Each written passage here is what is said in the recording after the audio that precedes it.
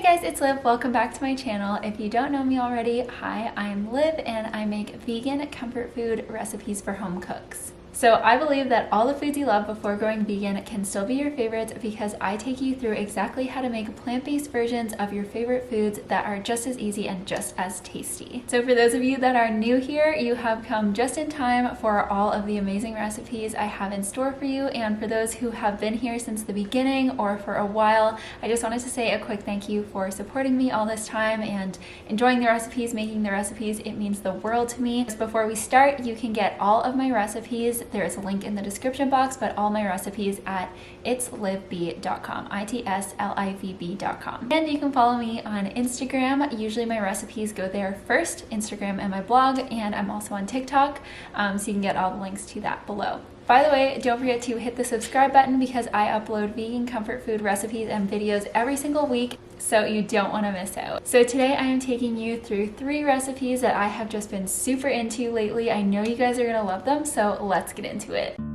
All right, we are starting off with my favorite. This is spicy lemon dill rigatoni. So you're going to start off by sauteing your shallots and your garlic in a frying pan until it starts to become translucent, and then you want to add in your chili flakes, coconut milk. This makes it really nice and creamy, and then your other seasonings, so garlic powder, onion powder, salt, and pepper. Then you want to add in your cooked rigatoni along with some lemon juice and nutritional yeast. And nutritional yeast just adds a really nice like savory cheesy flavor. And then the last most crucial step is adding tapioca starch. This is going to thicken the sauce and make it have an almost stretchy, cheesy kind of consistency. Oh my gosh, it is truly addicting. It's so good. And then you want to add in that fresh dill.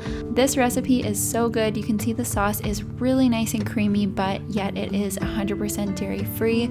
I know you are going to absolutely love this one. Everyone who I have made this for, who's tried it, has just absolutely adored it. So this one is definitely a winner, and it's super quick, so it's perfect for weeknights.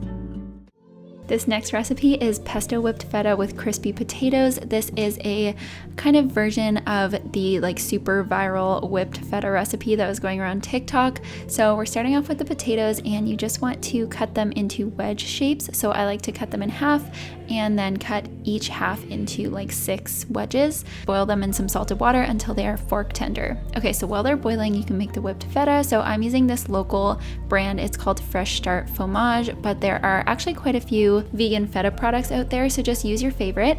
And then I added in a spoonful of homemade pesto. You can find dairy-free pestos out there, but I just prefer to make my own. I have some basil plants and they make a lot of basil, so I just use my own. And then you just want to add in some olive oil and like a little splash of water if you find it's not mixing very well. But I just use my mini food processor and it works perfect. So for the potatoes, once they are fork tender, you want to add them to a bowl with all the seasonings. It's just like paprika, salt, pepper, and a little bit of parsley. And then you want to put them on a parchment lined baking sheet and drizzle them with some avocado oil. I find avocado oil works the best. And then you just want to bake them for like 10 to 15 minutes per side. And I like to add a little bit of extra oil halfway through just to make sure they are like fully coated and just get really nice and crispy. I love crispy potatoes, and these ones are super fluffy on the inside, super crispy on the outside. And then for the whipped feta, you want to serve this by just spooning it into your serving bowl. I like to do it not perfectly flat. And then you can add your crispy potato wedges on top. I like to serve it with some olive oil over top. Oh, it's so good.